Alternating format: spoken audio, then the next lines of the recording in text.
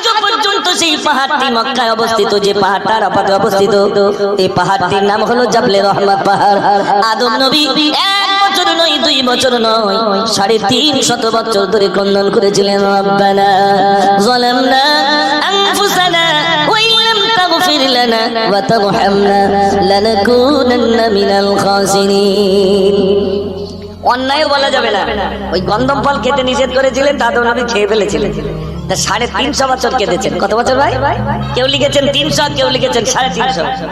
তো তিনি কেঁদেছেন, আর আমরা যে অন্যায় করছি আল্লাহর কাছে কতটা কেঁদেছি। ও ভাইরা, আমাদের পিতা যদি 300 বছর ক্রন্দন করতে পারে, আল্লাহ রাব্বুল আলামিন তারা লজ্জিতকে আল্লাহ রাব্বুল আলামিন ক্ষমা করলেন। কিন্তু তারপরেও কিয়ামতের দিন, মুসিবতের দিনে সকল নবী নফসি নফসি নফসি করবে।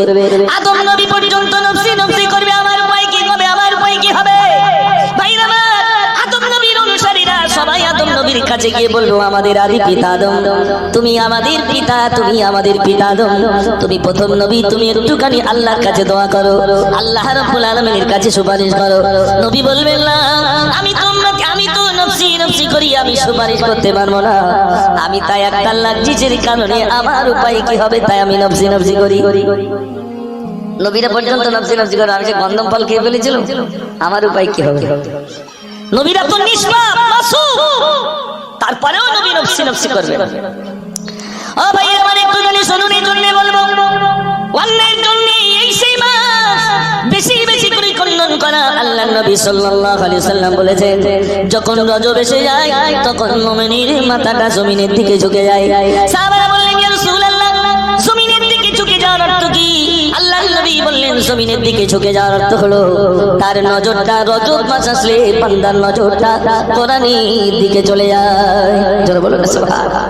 রজব মাস আসলে কম কোরআন শরীফ পড়তে বলবে, বেশি বেশি কোরআন পড়বে। তার মানে জমিনের দিকে মাথা ঝুঁকে গেছে, কোরআন পড়বে বেশি বেশি।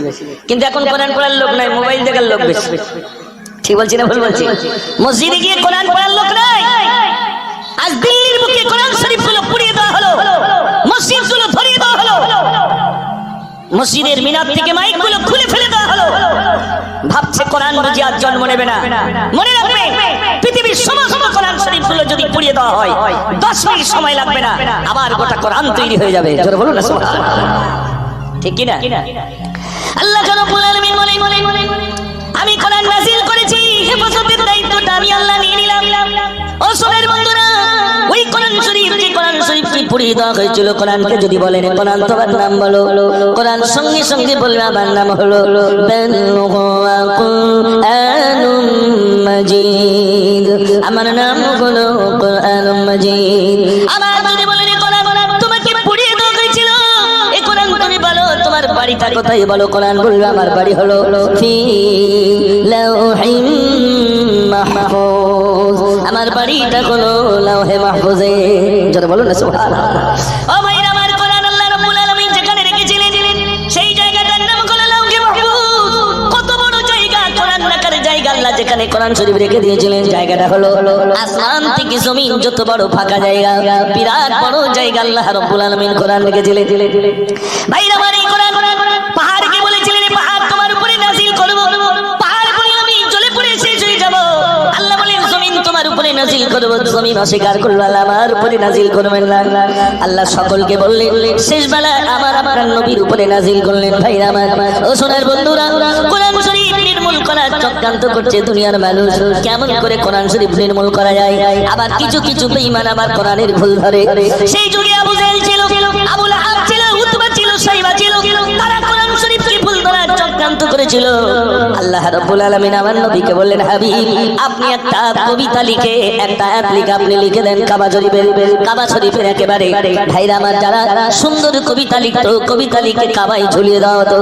আল্লাহর নবী একটা কবিতা লিখলেন, ইন্না আ'তাইনাকাল কাউসার ফাসাল্লি লিরাব্বিকা ওয়ানহার ইন্না শানিআকা হুয়াল আবতার। এই সূরার পরে কয় কিরকম মধ্যে লোক আছে? 2 লাইন লেখো দেখি। 1 লাইন লিখে দাও দেখি। সেখানে কাবাই সব কবিতা লিখে লটকানো হতো, তার পাশে দু লাইন সব লিখে দিত। আর রাসূল টাঙিয়ে দিয়েছেন ইন্না আতাইনাকাল কাউসার ফাসাল্লি লিরাব্বিকা ওয়ানহার ইন্না শানিয়াকা হুয়াল আবতার। এ পর্যন্ত কারোর ক্ষমতা হয়নি তার পাশে একটা লাইন লেখা। একটু জোরে বলুন না সুবহানাল্লাহ। ও ভাইরা আমার একটু বলি শুনুন, সেই কোরআন শরীফ পড়িয়ে দিল। কোরআন শরীফকে যদি আমার বলে রে কোরআন তোমার নাম শুনলাম, বাড়ি শুনলাম, এবার তুমি বলো তুমি কোন মাসে জন্ম নিয়েছো বলো, এই সারা বছরের ভিতরে কোন মাসে তুমি জন্ম নিয়েছো? কোরআন এবার বলবে আমি জন্ম নিলাম শাহরু রমাদানাল্লাযী উনজিলা ফীহিল কুরআন। যারা বলুন না সুবহানাল্লাহ। ভাইরা আমার কোরআন বলবে আল্লাহ রাব্বুল আলামিন আমাকে রমজানুল মুবারক মাসে নাযিল করেছেন। এত সুন্দর গ্রন্থ, এত সুন্দর গ্রন্থ পৃথিবীতে আর আছে নিয়ে আসবে না। ও ভাইরা আমার, এই জন্য আমরা যখন বলি আমানতু বিল্লাহি, আমি ঈমান আনলাম আল্লাহর উপরে, ওয়া মালাইকাতিহি ফেরেশতাদের উপরে, তারপরে বলি ওয়া কুতুবিহি কিতাবের উপরে, তারপরে বলি রাসূলিহি রাসূলের উপরে। ওয়া কুতুবিহি কিতাবের উপরে কোন কিতাব? 104 খানা কিতাব আল্লাহ রাব্বুল আলামিন দুনিয়ায় প্রেরণ করেছিলেন। আসমানি কিতাব 104 খানা কিতাব, তার ভিতরে 4 খানা হলো বিখ্যাত কিতাব।